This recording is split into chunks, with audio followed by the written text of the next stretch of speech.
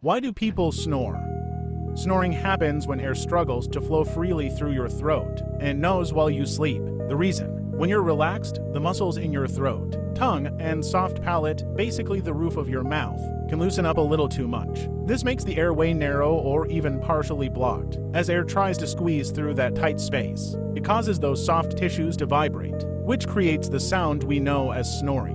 The louder the snore, the more blocked the airway usually is. But why do some people snore and others don't? Things like sleeping on your back, nasal congestion, alcohol, or even your anatomy, like a deviated septum, can make snoring more likely. It's not just an annoying sound. It can actually signal issues like sleep apnea, which disrupts breathing and affects your rest. So next time you hear someone snoring, now you know it's their body saying, "This airway could use a little more space."